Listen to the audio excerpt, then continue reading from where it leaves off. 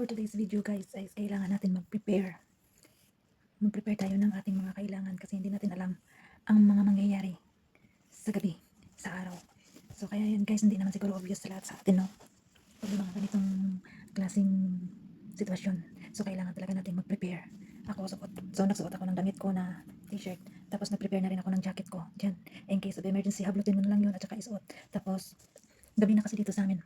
Nagsuot na ako ng pants at saka t-shirt. Ganyan talaga, no? Sa hindi ka pala nakakaalam, ganyan talaga ang dapat natin gawin sa mga ganitong sitwasyon. So, kailangan natin talagang magsuot ng t-shirt na at saka mahaba jogging pants. Kaya, in case of emergency, mamadalian na guys. At saka ito pa. Alam niyo ba kung anong ipiprepare ko guys? Sa ganitong bag. May bag ako. Prepare ko itong bag. Ano ito? Siyempre, una guys, huwag natin kakalimutan yung passport natin. Visa. Passport, visa. Yun lang.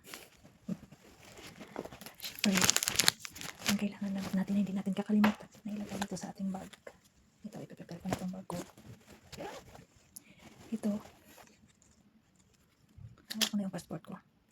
Passport. Pero naka-insert na yung dalawang visa ko. Kailangan to guys. Passport, visa mo. Naka-insert na yan dito.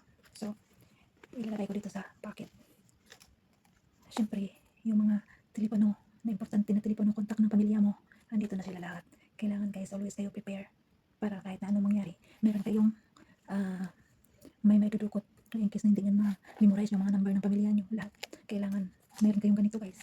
Sulatan nyo to ng mga contact numbers ng mga taong importante sa buhay nyo. Kaya in case of emergency, meron kayong makukontakan guys. Ayan, isama ko na dito sa passport ko. And of course guys, yung wallet natin kailangan. Kahit konti lang may laman yun, para in case of emergency, meron ka rin gamitin, no? Lagay ko na rin dito sa loob ng aking bag. At ito guys, mga ID din to. Mga ID. Na kailangan din natin to. Kailangan nakaprepare kayo lahat. Prepare lahat mga importante na bagay dito. Dito rin yan sa loob ng aking bag. And of course, nagpatalaan din ako ng Skyflex. Lagay ko na rin dito sa aking bag. Siyempre, kasi dito, mainit. Dala na rin ako ng wifi, no? Lagay ko dito sa bag ko. Mayroon din akong charger, guys. Charger. Yung charger, pwede rin sa, ito yun sa Type-C. Type-C. Lagay ko yan dito sa loob ng aking bag. Ito naman is, maliit yung ano niya dito, yung saksakan. Lagay ko rin to sa aking bag for preparation. Siyempre, hindi ito mawawala, guys. Para kahit na kung saan na tayo mapunta, meron tayong pamunas. Lagay ko rin dito sa aking bag. At saka guys, itong charger na to kasi kung minsan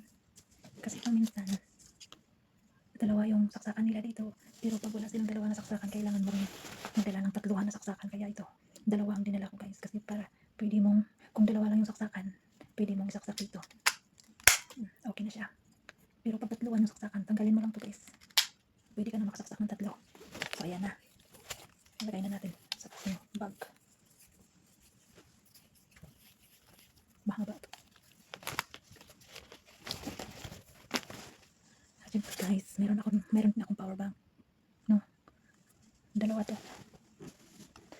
ang aking power bank. Para sa isa kong cellphone na maliit yung saksakan niya. Ayan, naka-charge na yan.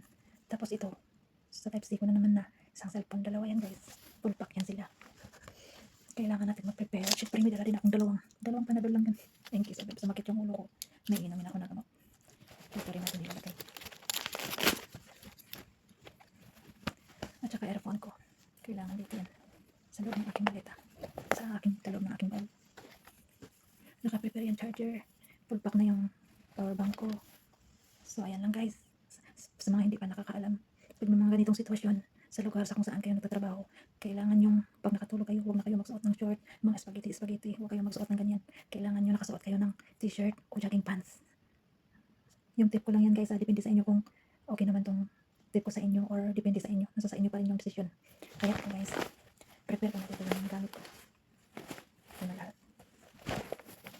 Para kung ano man ang mangyari, babaklitin nyo naman ito guys. Babaklitin nyo naman ito. Tapos haplitin nyo lang yung jacket, suksok ng jacket. Oh, mabilisan lang. Tapos kumplitin nyo lang ng bag mo. Ayan, yun na lahat. kayo sa isang bagay, huwag na huwag niyong kalimutan na dalhin, iwalain yung passport nyo at visa, ikama nyo sa inyong bag. Kailangan dapat palaging naka-prepare yan dito sa bag mo. Para in case kung ano man ang mangyari, isang bagay lang ang hahablutin nyo, bag, tsaka go away na. Hanggang dito na lang ang aking video guys. Sana may matutunan kayo sa aking ibinigay na tip. Sa lahat ng mga OFW, mabuhay kayong lahat. God bless us all. Bye. Yeah. Bring you home. Yeah, come on.